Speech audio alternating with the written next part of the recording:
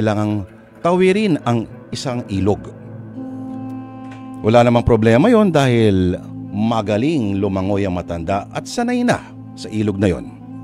Kahit na marami pa siyang dala sa kanyang likuran at kahit maraming hawak sa kamay, ay nakakatawid pa rin ang matanda.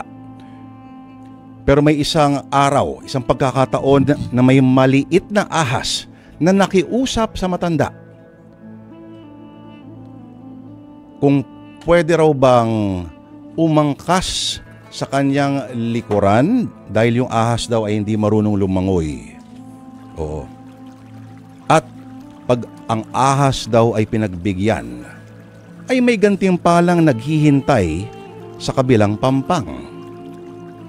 Kung paano nag-usap yung matanda at yung ahas, huwag nyo na itanong, parabola nga eh. O baka ko, ano kaya nahit-hit ng matandang ito at nag-uusap sila ng ahas? So, inisip tong magsasaka, kailangan ko rin ng pera eh.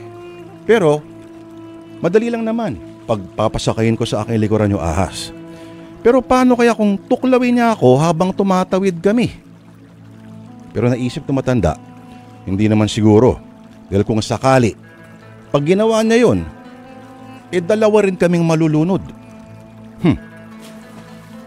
So, pumayag ang matandang magsasaka sa pakiusap ng ahas at pinaangkas sa likod niya. Yan, nagsimula ng lumangoy ang matanda. Nung una medyo kinakabahan pa siya.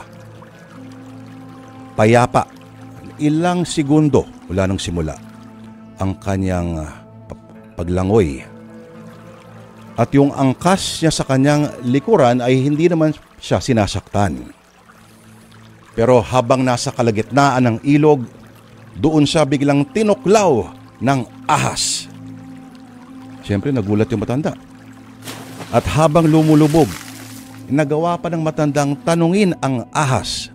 Siyempre imbis na maglangoy-langoy na maayos, wag niyo na inisip pa matanda, tinanong pa yung ahas, di ba? Nag-usap na nga sila ng ahas, so posible na yung lahat. No? Nagtanong ang matanda sa ahas habang siya lumulubog kung bakit niya ginawa yun. Ang tuklawin yung sinasakyan niya kahit alam niyang pareho silang mapapahamak, kahit pareho silang malulunod. Sumagot ang ahas, hindi ko na mapigilan eh. Anong magagawa ko? Ahas ako.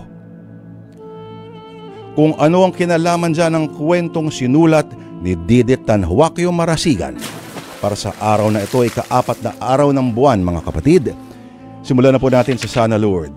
Ang dulang pinamagatang Gigil si Tito sa iyo.